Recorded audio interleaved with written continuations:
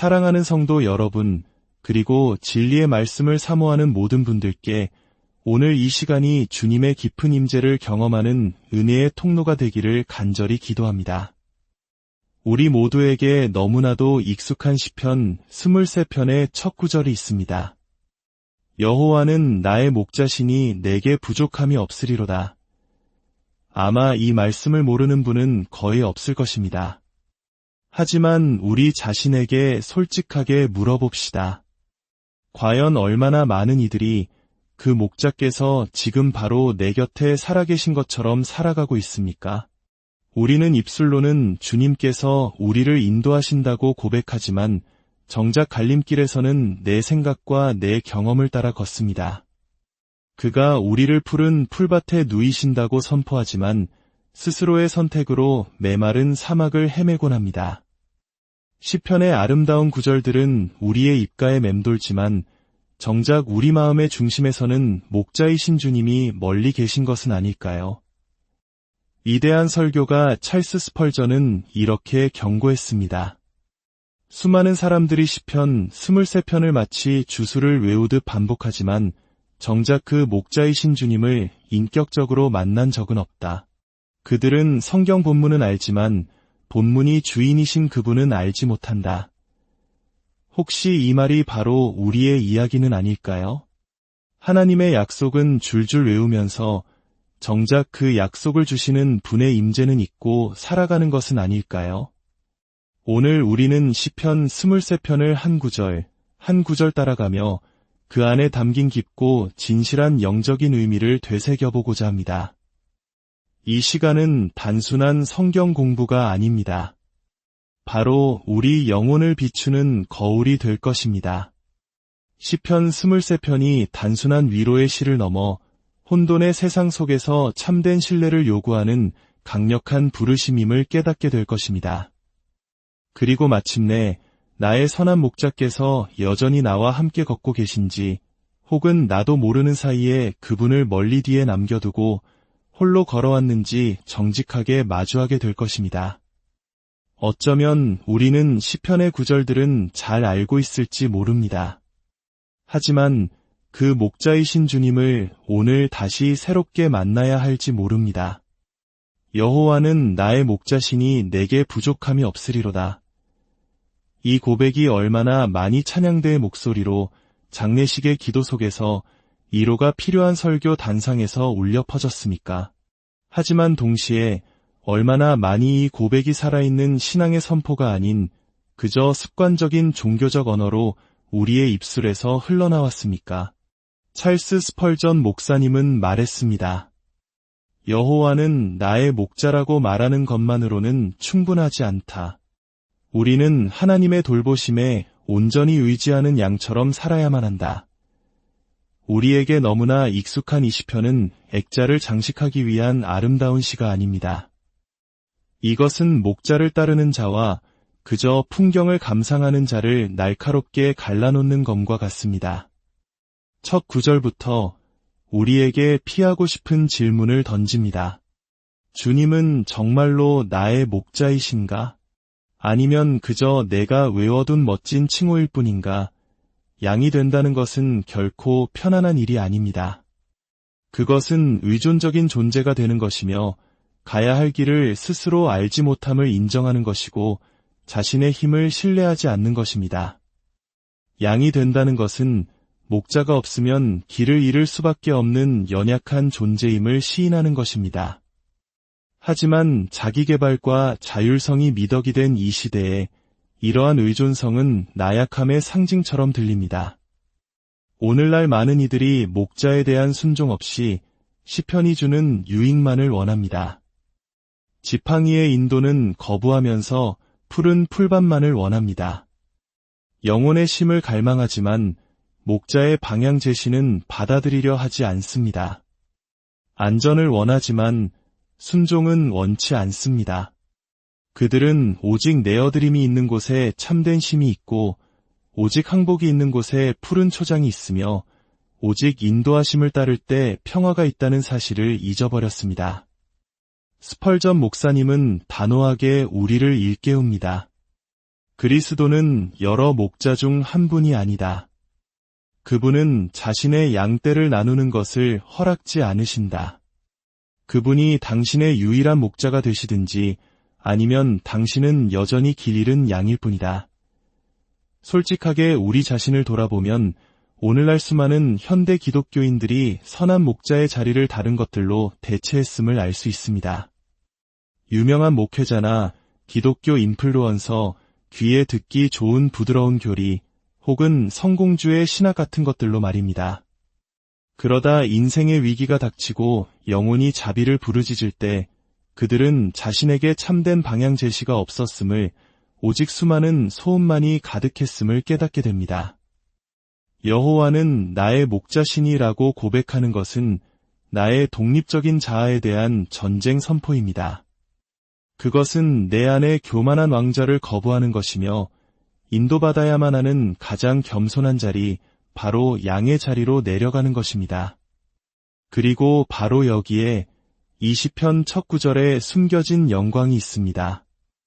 이 고백은 길을 잃어본 자에게만 그 의미가 온전히 다가옵니다. 목자의 소중함은 구조되어 본 자만이 진정으로 압니다. 오직 혼자서는 힘도 비전도 없음을 깨달은 자만이 순종할 수 있습니다. 우리는 너도 나도 스스로 스승이라 자처하지만 정작 인도받기를 원하는 사람은 드문 시대에 살고 있습니다. 내가 다 안다고 외치는 시대는 역설적으로 가장 많은 이들이 길을 잃는 시대이기도 합니다. 기도의 인도 없이 스스로 선택한 길에서 상처 입는 것에 지친 양들, 홀로 빨리 가는 것을 택하는 사람들로 가득합니다. 이 시편은 소유격으로 시작합니다. 여호와는 나의 목자. 이것은 관계의 선언이며 배타성, 그리고 친밀함의 고백입니다. 그분은 단순히 군중의 목자도 이스라엘만의 목자도 아닌 바로 나의 목자이십니다. 그리고 이 고백은 내가 올바른 자리에 설 때, 즉 목자의 음성을 듣고 따르는 양의 자리에 설 때 비로소 진실이 됩니다. 오늘 우리 마음속에 깊이 울려야 할 질문은 단순하지만 심오합니다. 나는 지금 누구를 따르고 있는가? 나의 발걸음을 결정하는 것은 누구인가? 내 인생의 계획을 멈추게 할 권리를 가진 이는 누구인가? 나의 잘못된 경로를 수정해주는 이는 누구인가? 만약 그 대답이 나 자신이라면 어쩌면 시편 23편은 아직 온전히 나의 것이 아닐지도 모릅니다. 입술로는 을조리지만 삶으로는 살아내지 못하고 있는 것입니다. 이것이 아무리 아프게 들릴지라도 바로 그 지점에서 희망은 시작됩니다. 왜냐하면 진정한 목자는 길 잃었음을 인정하는 양을 결코 외면하지 않으시기 때문입니다. 오히려 그분은 99마리를 두고 길 잃은 한 마리를 찾아 나서십니다. 그 양을 찾아내어 품에 안고 다시 우리로 데려오십니다. 하지만 이 놀라운 은혜는 스스로 길을 안다고 착각하는 것을 멈추고 인도하심이 필요하다고 부르짖는 자에게만 주어집니다. 사랑하는 여러분, 당신은 그저 시편을 반복하고 있습니까? 아니면 목자와 함께 살아가고 있습니까? 그가 나를 푸른 풀밭에 누이시며, 이 장면은 성경에서 가장 평화롭고 아름다운 그림 중 하나입니다. 위험으로부터 멀리 떨어진 푸른 풀밭 위에 안전하게 누워 쉬고 있는 한 마리의 양. 날카로운 돌멩이도 사막의 갈증도 없는 곳. 하지만 많은 이들이 깨닫지 못하는 사실이 있습니다. 그 쉼은 저절로 얻어지는 것이 아니라는 점입니다. 그것은 양의 노력이 아닌 목자의 사역입니다. 본문은 내가 눕는다고 말하지 않고 그가 나를 누이신다고 말합니다. 왜 양은 누군가에 의해 눕혀져야만 할까요? 왜냐하면 우리는 본성적으로 불안한 존재이기 때문입니다. 지쳐 있으면서도 계속 걸으려 고집하고 이미 배부른데도 더 많은 것을 찾아 헤맵니다. 우리의 마음은 스스로 멈추는 법을 알지 못합니다. 어쩌면 이것이 가장 아픈 진실일지 모릅니다. 하나님은 우리에게 쉼을 주길 원하시지만 그러기 위해 먼저 우리의 저항을 깨뜨리셔야만 합니다. 스펄전은 말했습니다. 그리스도의 양들은 오직 신뢰할 때에만 쉴 수 있고 오직 늑대를 바라보는 것을 멈추고 목자를 바라볼 때에만 신뢰할 수 있다. 오늘날 수많은 성도들의 마음을 지배하는 불안감은 단순히 기도가 부족하다는 신호가 아닙니다. 그것은 하나님의 공급하심에 대한 불신의 증거입니다. 마치 이렇게 말하는 것과 같습니다. 주님, 여기 풀이 있는 것은 알지만 내일은 없으면 어떡하죠? 바로 그 생각 때문에 우리는 풍요로운 풀밭에 둘러싸여 있으면서도 굶주림 속에서 살아갑니다. 푸른 풀밭은 단순히 안락한 환경을 의미하는 것이 아닙니다. 그것은 영적인 공급의 상징입니다. 우리 영혼을 살찌우는 진리의 말씀이며 기력을 회복시키는 성도의 진실한 교제이고 평안을 가져다주는 성령의 임재입니다. 하지만 얼마나 많은 이들이 그 풀밭에 누워 있습니까? 반대로 얼마나 많은 이들이 스스로 선택한 사막을 헤매고 있습니까? 우리는 심히 사치가 되고 멈추는 것이 죄악시되며 심지어 예배조차도 하나의 퍼포먼스가 되어버린 시대에 살고 있습니다. 그러나 목자의 왕국에서 쉼은 순종입니다. 오직 신뢰하는 자만이 쉴 수 있고 오직 모든 통제권을 내려놓은 자만이 신뢰할 수 있기 때문입니다. 나를 누이 심여라는 표현은 부드럽지만 단호한 행동입니다. 목자는 우리를 사랑으로 인도하시지만 동시에 권위로 이끄십니다. 그분은 우리가 멈추지 않으면 모든 것을 통제하려다 결국 죽음에 이를 것을 아십니다. 우리가 눕지 않으면 그분의 음성을 결코 명확하게 들을 수 없다는 것을 아십니다. 스펄전은 날카로우면서도 은혜롭게 기록했습니다. 많은 이들이 복음의 풀밭은 원하지만 목자의 지팡이는 원치 않는다. 그들은 안식은 원하지만 순종은 거부한다. 그러나 순종 없이는 쉼이 없고 쉼 없이는 그 어떤 풀도 영혼을 만족시킬 수 없다. 푸른 풀밭은 우리가 원하는 곳에 있지 않습니다. 그분이 명령하시는 곳에 있습니다. 때로 그곳은 겸손하고 조용하며 군중으로부터 멀리 떨어진 고독의 들판일 수 있습니다. 때로는 세상이 잠잠해지고 영혼이 귀 기울이는 단 5분의 진실한 기도 시간일 수 있습니다. 때로는 어두운 방에서 흘리는 눈물일 수 있습니다. 하나님께서 아무 말 없이 말씀하시는 바로 그곳입니다. 하지만 그 풀밭을 찾으려면 우리는 반드시 멈춰야 합니다. 스스로를 방어하던 무기를 내려놓고 끝없는 경주를 멈추고 분주함을 멈춰야 합니다. 진정한 쉼은 싸움이 없는 상태가 아니라 신뢰가 가득한 상태이기 때문입니다. 그리고 바로 이 신뢰가 오늘날 많은 강단에서 사라지고 있습니다. 우리는 쉼에 대해 설교하지만 정작 쉬지 못합니다. 평화에 대해 말하지만 내면의 전쟁 속에서 살아갑니다. 하나님이 공급하실 것이라 찬양하지만 마치 모든 것을 우리 스스로 해결해야 하는 것처럼 살아갑니다. 푸른 풀밭에서의 쉼은 우리가 목자의 시간표에 우리 자신을 온전히 내어드렸다는 가장 위대한 증거입니다. 그분은 걸어야 할 때와 멈춰야 할 때, 먹여야 할 때와 침묵해야 할 때를 아십니다. 문제는 이것입니다.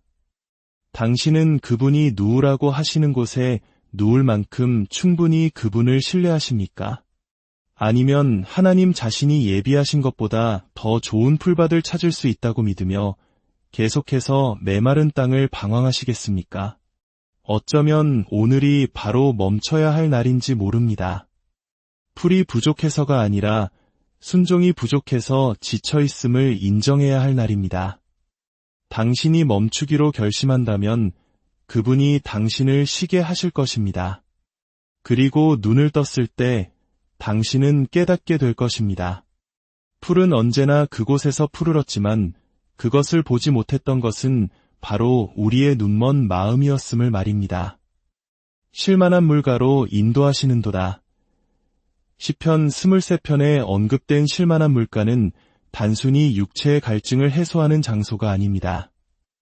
그것은 세상의 소음으로 요동치던 영혼이 하나님과의 친밀함 속에서 고요함을 찾는 영적인 상태를 의미합니다. 그 고요함은 텅 빈 침묵이 아니라 그분의 임재로 가득 찬 침묵입니다. 다윗은 우연히 그 물가에 도착했다고 말하지 않습니다.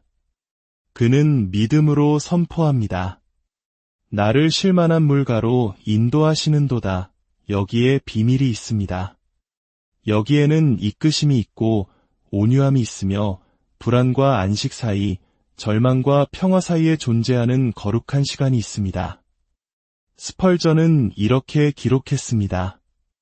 하나님은 자신의 양들을 평화 속으로 밀어넣지 않으신다. 그분은 지친 아들이 마침내 귀 기울일 때까지 사랑스럽게 속삭이는 아버지처럼 그들을 부드럽게 이끄신다.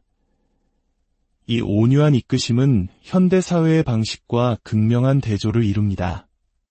오늘날 모든 것이 우리를 몰아붙입니다. 알고리즘, 시계, 긴급한 업무, 세상의 수많은 의견들. 그러나 하나님은 다른 방식으로 우리를 인도하십니다. 그분은 소리치지 않으시고 초대하십니다. 바로 그 때문에 많은 사람들이 그분의 음성을 듣지 못합니다. 그들은 거대한 파도와 같은 역사를 기다리지만 하나님께서는 고요한 물가의 속삭임으로 자신을 나타내시기 때문입니다. 세상의 좋아요나 박수갈채, 논리적인 주장으로는 채워지지 않는 갈증이 있습니다. 그것은 깊이에 대한 갈증이며 시끄러운 예배와 꽉 찬 일정의 표면을 넘어 더 깊이 잠기고 싶은 갈증입니다. 마이크 없이 말씀하시고 관중 없이 치유하시며 소음 없이 회복시키시는 그 비밀스러운 강가로 돌아가고픈 갈증입니다. 쉴만한 물가는 내면의 장소입니다. 예루살렘이나 로마에 있는 것이 아닙니다. 우리의 마음이 멈추어 듣기로 결단하는 바로 그곳에 있습니다. 오늘날 과연 얼마나 많은 이들이 듣는 법을 알고 있습니까? 얼마나 많은 설교자들이 말하기 전에 침묵합니까? 얼마나 많은 지도자들이 행동하기 전에 눈물로 기도합니까?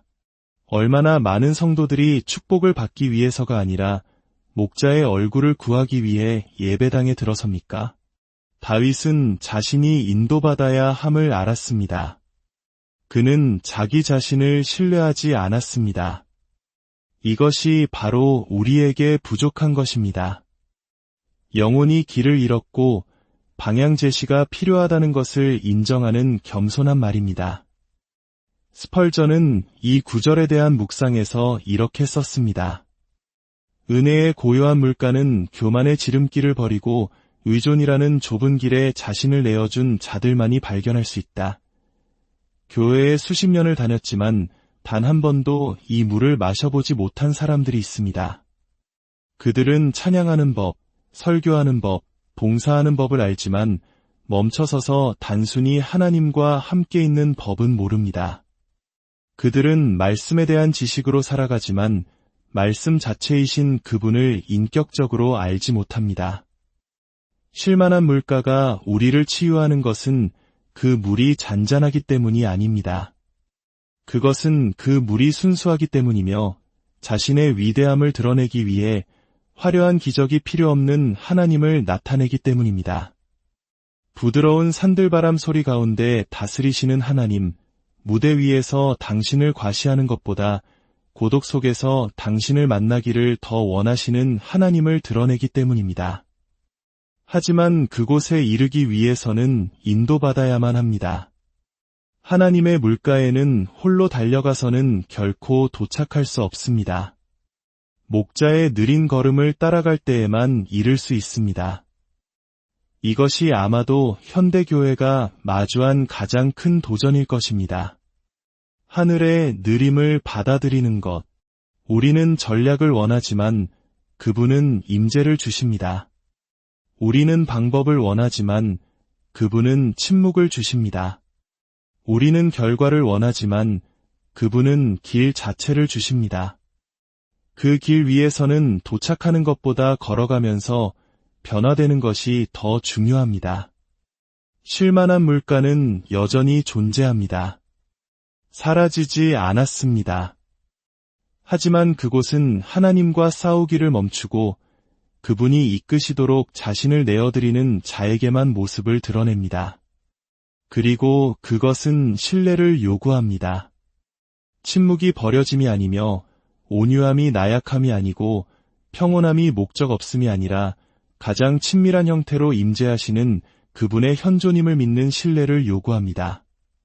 세상은 소리치지만 하늘은 속삭입니다. 그리고 오직 침묵하는 자만이 들을 수 있습니다.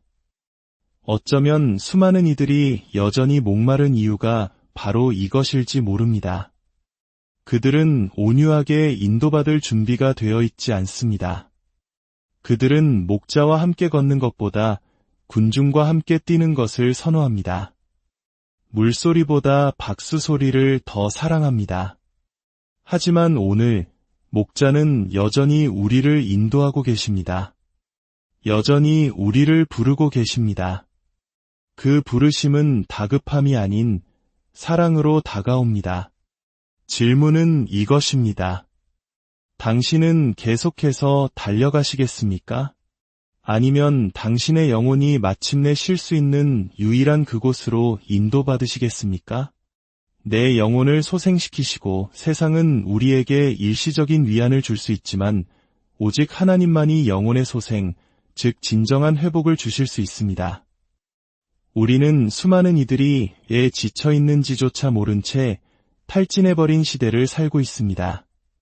일정은 빽빽하고 교회는 사람들로 가득하며 세상의 목소리는 넘쳐나지만 정작 영혼은 메마르고 차갑고 혼란스럽습니다. 다윗은 그가 내 육체를 고치신다고 말하지 않고 내 영혼을 소생시키신다고 말합니다. 이것은 더 깊은 차원의 이야기입니다. 단순한 웰빙의 문제가 아니라 우리 안에서 죽어버렸던 것을 다시 살리는 것에 관한 것입니다. 스펄전은 말했습니다. 인간은 세상이 주는 모든 것을 소유할 수 있다. 그러나 그의 영혼이 메말라 있다면 그는 그저 그림자가 거니는 사막에 불과하다. 영혼의 소생은 구매할 수 있는 상품이 아닙니다. 자기계발서에서도 감동적인 예배에서도 잘 만들어진 찬양 속에서도 찾을 수 없습니다. 영혼의 소생은 성령 하나님의 친밀하고 조용하며 초자연적인 역사입니다. 그런데 왜 그토록 많은 그리스도인들이 이 소생 없이 살아가고 있을까요? 왜냐하면 소생은 온전한 내어드림을 요구하지만 우리는 통제하기를 더 좋아하기 때문입니다. 우리는 하나님께서 우리의 계획을 축복해 주시길 원하지만 그 계획 자체를 포기하기는 원치 않습니다. 그분이 우리를 치유해 주시길 원하지만 우리가 병들었다는 사실을 인정하기는 싫어합니다. 근원 대신 그분께 가까이 가지 않으면서 영혼의 회복을 원합니다. 우리의 영혼은 닳아 없어지기 때문에 소생이 필요합니다. 교만과 허영, 죄책감과 두려움으로 오염됩니다. 비교와 원망, 종교적인 위선에 중독되어 조금씩 감각을 잃고 굳어지고 멀어집니다. 가장 비극적인 사실은 교회 안에서 겉으로는 모든 것을 완벽하게 해내면서도 속으로는 영혼의 시체처럼 살아가는 것이 가능하다는 점입니다. 소생이란 성령 하나님께서 우리 마음의 굳은 껍질을 깨뜨리시고 그분의 빛으로 들어오셔서 이렇게 말씀하시는 순간에 일어납니다.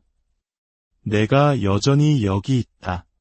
내가 넘어진 후에도 내 마음이 차갑게 식은 후에도 너의 종교적인 교만함 속에서도 나는 여전히 너에게 생명을 되돌려줄 수 있다. 하지만 이를 위해서는 거짓된 연기를 멈춰야 합니다. 지친 영혼을 화려한 사역으로 포장하는 것을 그만두어야 합니다. 상처를 직분으로 가리는 것을 멈추고 진실한 눈물을 아름다운 말로 대체하는 것을 멈춰야 합니다. 그리고 이렇게 고백해야 합니다. 주님, 제가 길을 잃었습니다. 찬양하고 설교하고 이끌었지만 생명의 근원으로부터 멀어졌습니다. 내 영혼을 소생시켜 주옵소서. 스펄전은 기록했습니다.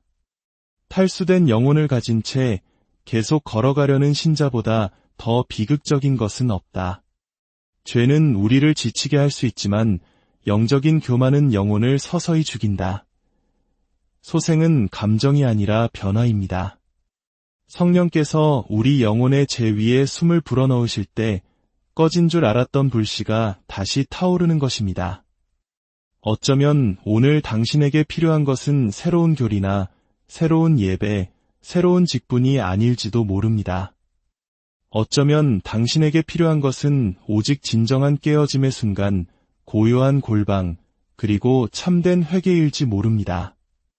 왜냐하면 바로 그곳에서만, 오직 그곳에서만 영혼은 다시 숨을 쉬기 시작하기 때문입니다. 당신은 빛을 잃었을지 모르지만 그분은 당신에 대한 관심을 잃지 않으셨습니다. 당신이 멀리 떠났을지 모르지만 그분은 여전히 당신이 돌아오기를 기다리고 계십니다. 그리고 당신이 돌아올 때 그분은 꾸짖지 않으시고 소생시키십니다. 비난하지 않으시고 끌어안으십니다. 그리고 그 품 안에서 영혼은 기억하게 될 것입니다. 나를 창조하신 이가 여전히 나를 회복시키는 방법을 알고 계시는구나. 오늘 하나님은 당신이 그저 앞으로 나아가기만을 원치 않으십니다. 그분은 당신이 내면으로부터 치유받기를 원하십니다. 단순히 활동적인 것이 아니라 살아있기를, 단순히 일관성 있는 것이 아니라 성령으로 충만하기를, 단순히 다른 사람에게 존경받는 것이 아니라 그분과 친밀하기를 원하십니다. 오늘 하늘이 우리에게 던지는 질문은 이것입니다. 아무도 보지 못하는 당신의 내면을 그분이 소생시키시도록 당신은 모든 것을 멈출 준비가 되어 있는가? 자기 이름을 위하여 위의 길로 인도하시는도다. 다윗이 위의 길로 인도하신다고 기록했을 때 그는 우리에게 모든 길이 옳아 보일지라도 그렇지 않다는 사실을 드러냅니다. 위의 길은 결코 인기 있는 길이 아닙니다. 세상의 지도에는 나와 있지 않으며 레드카펫이 깔려 있지도 않고 박수갈채나 환호하는 군중도 없습니다. 그 길은 좁고 눈에 띄지 않으며 때로는 외롭습니다. 하지만 안전합니다. 왜냐하면 그 길에는 인도자가 있고 그 인도자는 바로 주님 자신이기 때문입니다. 스펄전은 단언했습니다. 그리스도의 발이 우리보다 앞서 밟고 지나가신 길보다 더 안전한 길은 없다. 오늘날 대부분의 사람들은 지름길을 찾습니다. 저항이 적은 길, 사회적으로 인정받는 길, 빠른 보상이 있는 길, 겉보기에 영적으로 보이는 길을 찾습니다. 그러나 위의 길은 그렇지 않습니다. 그 길은 곱기 때문에 오히려 어렵습니다. 우리의 자아와 정면으로 부딪히고 마음속 우상들을 대면하게 하며 헛된 욕망들을 폭로하고 숨겨진 동기들을 드러냅니다. 그 길은 하나님께서 우리와 함께 걸으실 뿐만 아니라 걸어가는 동안 우리를 빚어가시는 길입니다. 그리고 그것이 많은 이들에게는 너무나도 불편한 일입니다. 본문은 나를 인도하신다고 말합니다. 다윗은 고백하고 있는 것입니다. 나는 올바른 길을 알지 못합니다. 주님께서 나를 인도하지 않으시면 나는 길을 잃고 맙니다. 오늘날 종교의 틀 안에서조차 얼마나 많은 이들이 길을 잃고 있습니까?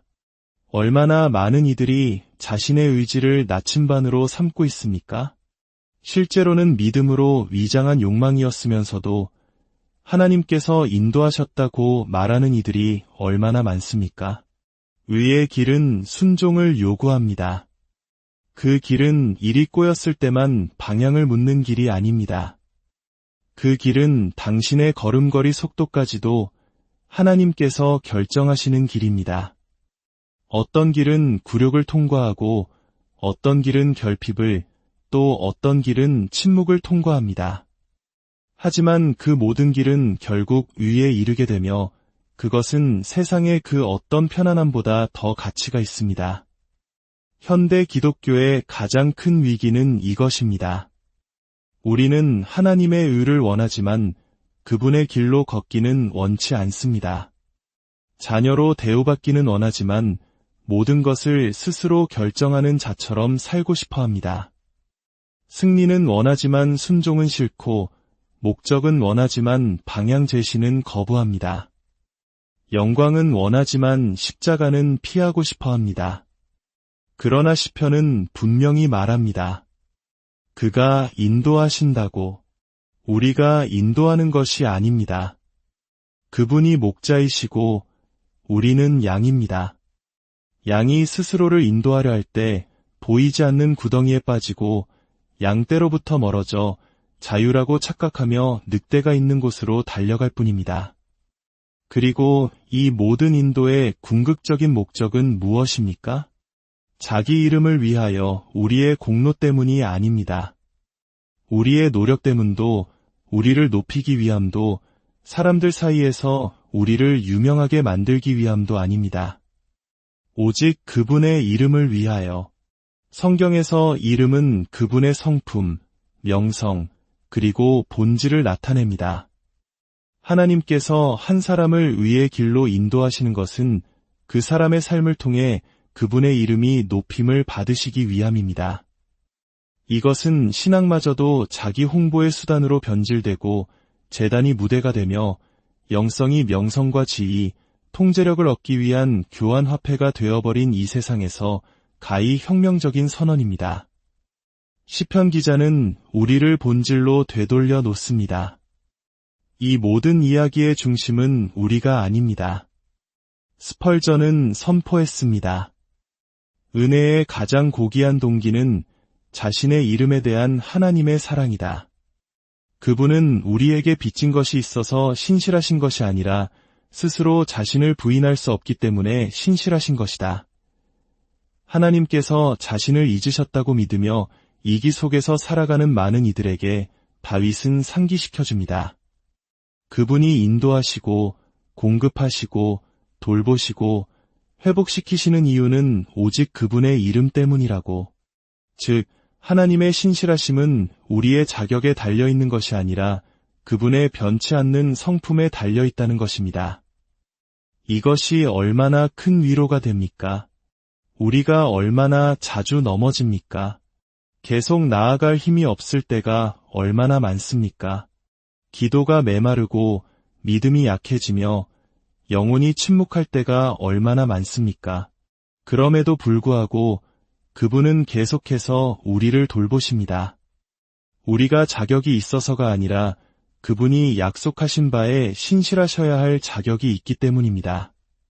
그러나 이 구절에는 숨겨진 부르심이 있습니다. 만약 그분이 모든 것을 자신의 이름을 위해 하신다면 우리 또한 바로 그 목적을 위해 살아야 한다는 것입니다. 사도 바울은 말했습니다. 그런즉 너희가 먹든지 마시든지 무엇을 하든지 다 하나님의 영광을 위하여 하라. 질문은 이것입니다. 그분의 영광이 우리 삶의 중심입니까? 아니면 우리가 우리 자신의 무대에 오르기 위해 하나님을 사다리로 사용해 왔습니까?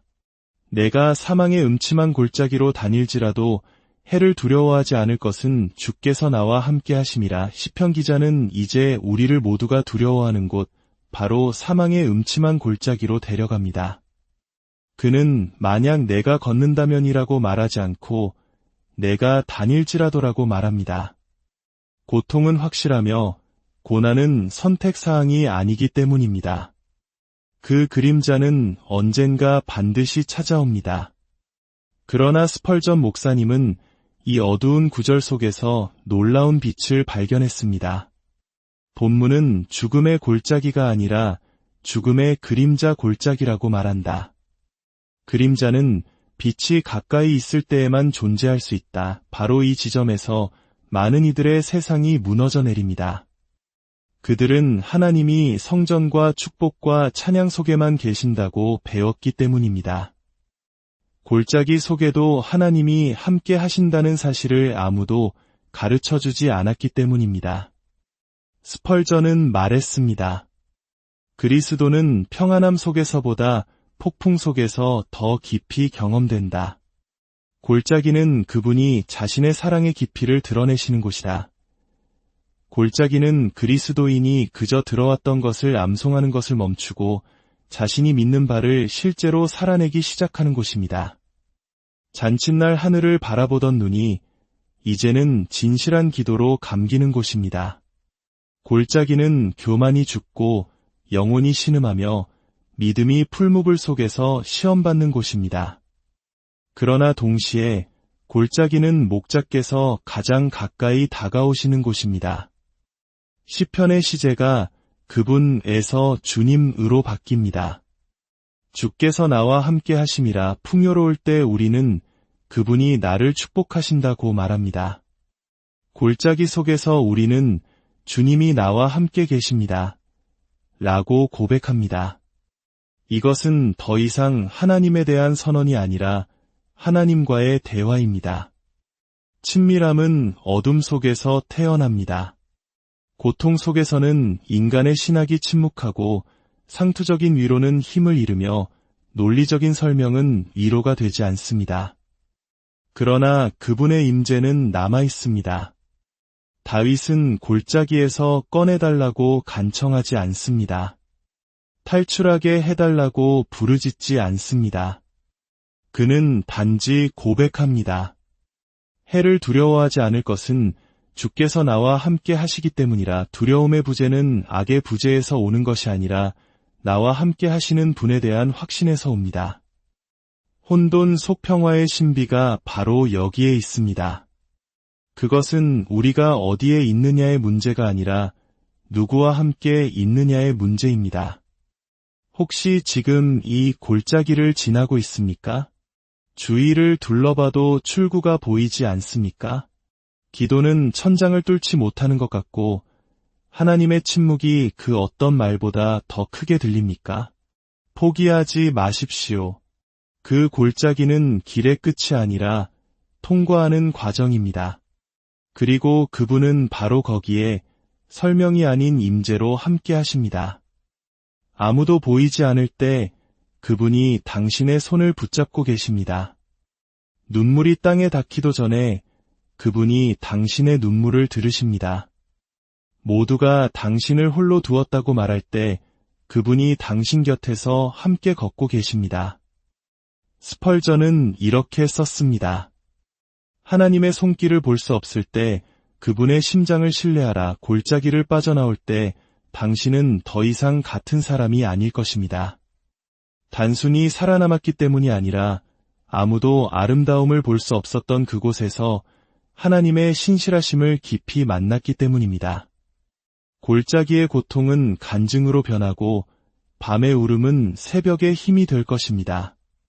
당신을 파괴하려 했던 그 그림자는 결코 당신을 떠나지 않았던 임재의 빛을 마침내 드러내게 될 것입니다. 오늘 이 말씀이 당신의 마음에 울림을 주었다면 당신의 인생의 어두운 골짜기 속에서 오직 하나님의 임재만이 당신의 영혼을 붙드셨던 순간이 있었다면 댓글에 이렇게 고백을 남겨주십시오. 주님, 당신이 나와 함께 하십니다. 이 공간을 진실한 고백과 살아있는 믿음으로 가득 채워봅시다. 또한 지금 힘든 시간을 보내고 있는 누군가에게 이 영상을 공유해 주십시오. 그가 걷고 있는 그 골짜기가 어쩌면 선한 목자이신 주님과 가장 친밀하게 만나는 거룩한 장소가 될 수 있을 것입니다. 여러분이 이 말씀을 나눌 때 그것은 어두운 골짜기에 목자의 빛을 나누는 것과 같습니다. 저희 채널을 구독하고 함께 해주시는 것은 우리가 이 진리의 여정을 계속 함께 걸어가는 데에 큰 힘이 됩니다. 목자의 음성을 아는 양은 세상의 어떤 소음에도 흔들리지 않기 때문입니다. 여러분의 모든 걸음 위에 선한 목자